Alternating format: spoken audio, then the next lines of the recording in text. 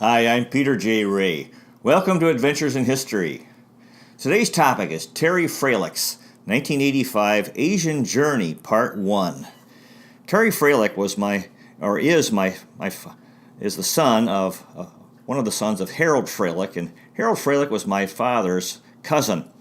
And in 1985, Terry and his father Harold they traveled with a group of Americans, I believe, and most of the trip was in Nepal in the Himalaya Mountains, the highest mountains in the world, and it was a mountain climbing trip, high adventure, and Terry writes very, very well. This is the first third of Zook Family Memories collection, or ZFMC number 15, which was published on February 4th, 1989. High adventure in the Himalaya Mountains of Nepal. Asian Journey, April 18th to July 12th, 1985. April 18th, 1985. Thai Airlines 747, somewhere over the Pacific Ocean. Liftoff. Feelings flow into each other, changing hue and tone without pattern. After months of planning and anticipation, I waited the last hours before departure, much like a pregnant woman seems to await the culmination of her months of preparation. I was definitely ready to jump off the edge and into the adventure. Tom dropped Dad, Dan, and me off at the PSA curb with plenty of time to make our way leisurely through the check-in process. At the gate, Rita, another of the Sierra Club group, noticed our packs and introduced herself. She's from Santa Monica and is apparently making the trip primarily for the trek, with just a week's stay after. Dan's plans are more similar to mine. He quit his job as a geologist with Gulf Oil just a couple of weeks ago and is taking 5 or 6 months off before embarking on the beginnings of a new career. He will be in the Far East for 2 months, returning to Bakersfield for part of the summer before heading off for New Haven and graduate study at Yale in the fall. We've talked only a little so far, but I feel very comfortable with him, and I'm certain that I will enjoy his company on the trek. Seattle Airport, more of the trekkers gather. Lydia from Tucson, Lynn from Massachusetts, and a contingent of 4 from the San Francisco Bay Area. There's an instant feeling of camaraderie, of being on an adventure together. An obvious desire to share excitement and enthusiasm pulls the individuals into a group much faster than I would have expected. It's a warm, generous spirit that hopefully will set the tone for our time together during the next 3 weeks. April 20th, Airport Hotel, Bangkok, Thailand. 9.5 hours, 2 meals, and 2 movies from Seattle, Tokyo, Japan, loomed beneath us. Walking into the airport for our hour break, the scene was as much Los Angeles as it was Tokyo. Lots of people milling around the gates, and English everywhere, on all signs and in the air. There definitely was not much to make you feel you were halfway around the world. Back on the plane and on to another meal. I slept most of the 6.5 hours to Bangkok, Thailand, passing up yet another movie, All of Me with Steve Martin. Of course, I had already seen it, as I had with the double feature earlier in the flight.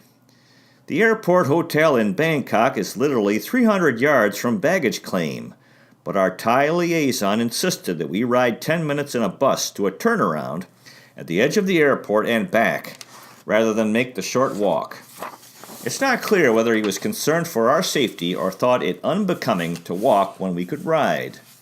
The hotel borders on the truly luxurious, certainly far nicer, plush really, than one would expect for an airport hotel. Dad and I scouted the premises, found the swimming pool in a delightful garden, and pledged a 7:00 a.m. swim. By midnight, I was at the Cyclone, the in-house disco, dancing up a mini-storm to good music. They thought about effects here, good light show, good sound system, and even steam and real bubbles periodically rising up from or falling upon the dance floor. Do they have some little guy up there blowing all those bubbles? The tunes are spun by Mike Fox, a young American. You have to wonder what path has led him to be a disc jockey here. It's 10:00 a.m. Los Angeles time, but I feel compelled to try some sleep. It might not be easy. I've definitely moved through the transition from Los Angeles separation to trip immersion. I'm excited. It feels great to be on our way. April 21st, Kathmandu, Nepal. We truly have entered another world now. Kathmandu is purportedly a city of 100,000 people, with another 200,000 people making their homes in the surrounding valley. But this is no city as we would generally think of one. Rather, it has the feel and look of a town out of another age. There are buildings that pull one's thoughts to the 20th century, but it is impossible to fully believe in them as they are swallowed up by sights that are not easily placed in time.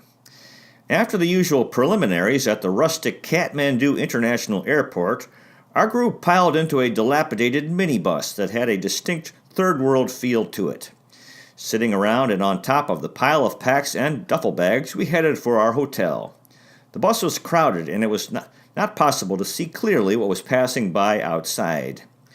Hotel Asia is in Thamel, an old section of Kathmandu, and it fits almost without notice into a narrow street crowded with shops. There was too much excitement to spend much time in the hotel. After quickly finding our room and dumping our gear, Dad and I headed out to explore the teeming streets of Thamel.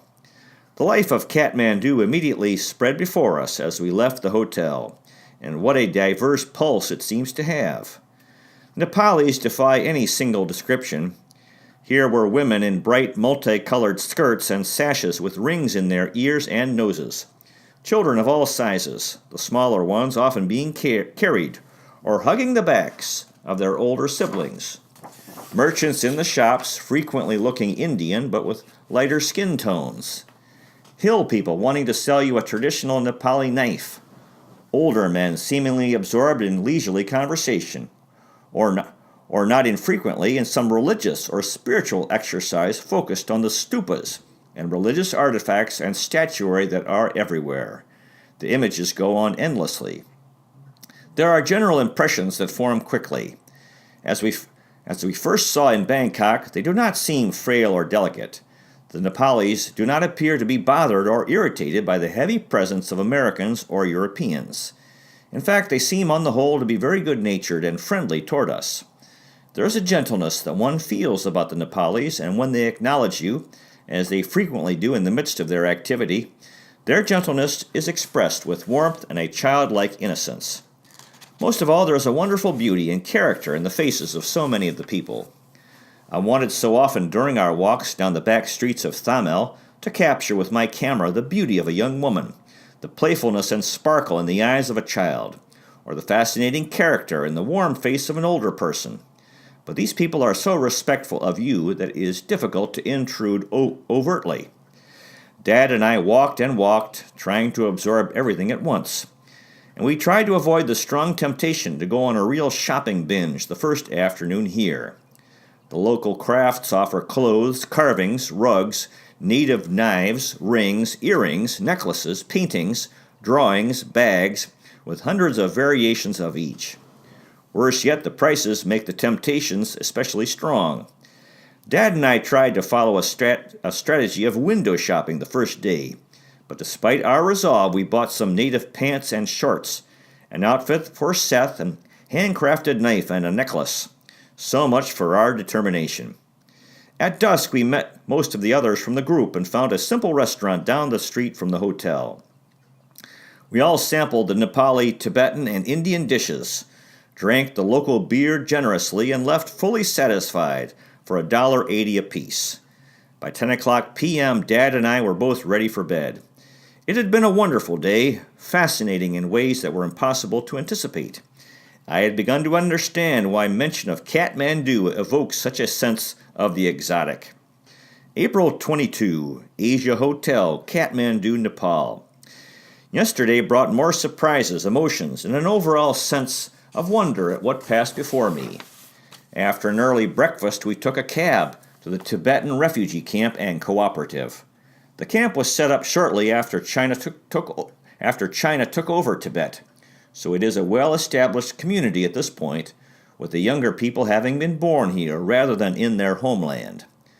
The rug factory, as they call it, is really a series of rudimentary buildings, each of which houses an individual stage of the carpet-making process. Wool processing, spinning, dyeing, yarn finishing, weaving, and carpet finishing. Watching each group work together on their specialized tasks was extremely moving. Sitting on their rough pads on the bare floors, often chanting and singing together, their constantly repeating movements flowed from their bodies. I sat in the small wool processing building, in the dim light, listening to the Tibetans chant in unison as they carried out their limited part of the process. There was definitely a contentment in the work. I'm tempted to say they appeared happy, but they were so centered in themselves that the outward expressions of happiness were not always apparent. The chanting drew me in. A woman sitting opposite me seemed to appreciate my quiet observation and respect for their work, and we exchanged many warm smiles. I felt my emotions at the surface, my heart and eyes full. The most skilled of the workers were in the weaving house, working together in pairs, triplets, and even groups of 5 and 6 on large looms. The weavers were definitely at the top of the hierarchy. They were better dressed, seemed in better health, and somehow were even the most beautiful. One young weaver instantly stole my heart as she sat at her loom, working quickly and with great focus beside her partner. Long, intricately braided hair framed a face that shined radiantly through her soft olive complexion. I sat on the cement floor, about 10 feet from her loom, watching intensely but trying not to stare. Her work continued with a grace that matched her beauty. From time to time she sang with high, sweet, clear tones that floated with the rapid movements of her hands. I was totally enraptured. She noticed me, glanced at me furtively, but there was no real acknowledgment, no digression from her work and song. After some time that I can't exactly measure, I quietly got up and wandered away. The moments on the edge of the young weaver's world seemed complete in themselves, but I couldn't resist returning before we left the cooperative. As I stood off to the side of her loom a second time, she seemed pleased with my fascination. Broad smiles spread across her face as she took half moments from her work to acknowledge my presence and make brief contact with me. Again I wandered off, feeling very full with this beautiful Tibetan and her people. From the Tibetan camp we went to another artisans' cooperative, sort of a Nepali crafts industrial park, where there were small cottage factories for wood carving, bronze and copper casting, and Thangka painting. I came to the Far East wanting a Buddha image that had a personal connection for me. There were many lovely pieces in the casting and sculpture showroom, but I decided to wait, be patient, and see what appealed to me over time. Dad and I both resolved to come back after the trek to lay down our bucks, or rupees if that worked better. April 24th, perched on a terrace at about 8,000 feet. What a day! I awoke at 3:30 a.m. and lay in the tent for a while. It occurred to me that I had slept for 7 hours, so by 4 o'clock I decided to crawl out and spend some quiet time by myself before the others stirred. I started with exercises to stretch my back and legs in the dark. As I sat to meditate, the stars were just beginning to grow faint and disappear. Tea was served to everyone at 5 o'clock. Breakfast followed, and we were on the trail by 6:45 a.m. The early morning was easy up and down, following the river along a wonderful gorge. Around a bend in the path, through the crease of hills intersecting further up the valley appeared our first view of a high Himalayan peak. Only the white crown of the mountain was visible, but it dominated the landscape and everything else. The river, the hills at our sides seemed to cower before it. Although the discovery was not an achievement of our own making, we were nevertheless rewarded several hundred yards up the path by the tea house at the village of Karmaha. As the rounds of tea were provided to us from a dark corner of the primitive house, at 3 cents per cup, we sat in the sun, chatting and enjoying the warmth, the constant rush of the river in the background, and the loveliness of the spot the people of Karmaha had chosen as their home. Our lunch stop was only an hour after leaving Karmaha, but we had started to climb and we all had worked up a good sweat. It was pure delight to jump into the pools formed by the stream as it rushed down the valley beside our trail. Lunch was leisurely, but the relaxation came to an abrupt end as we pulled on our packs and headed out, or more accurately, headed up. There was no easy transition. The trail immediately climbed virtually straight up and up and up. For an hour and a half, we trudged up seemingly endless flights of stairs. I think the sudden steepness and the relentlessness of the path surprised everyone, including Dad. It was a tough climb by anyone's standards, and unlike everyone else in the group, Dad, that's Harold Fralich, had no experience by which to measure his pace or evaluate the level of discomfort. And this was only the second day, so there had not been much time to acclimatize or condition on the trail.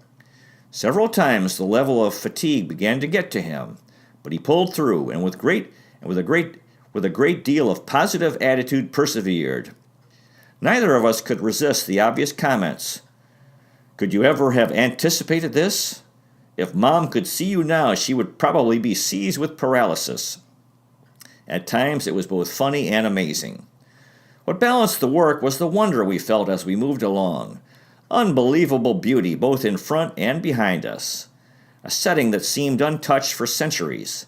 And at the most unexpected spots hugging the steep mountainsides, the homes and struggling cultivated terraces of the Nepalis. How did they choose these spots? How did they survive on them? No answers were apparent, and we were left only with our awe that they were in fact there.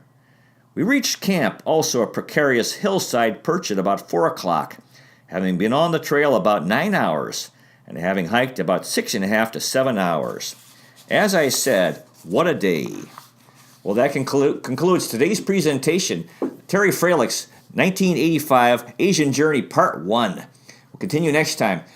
Good luck to you with your efforts in family history. If this interests you, finding, preserving, and sharing old letters, diaries, and photographs, and interviewing elderly relatives while they're alive. Thank you so much for watching. I really appreciate it. God bless you. Take care, and I'll see you next time.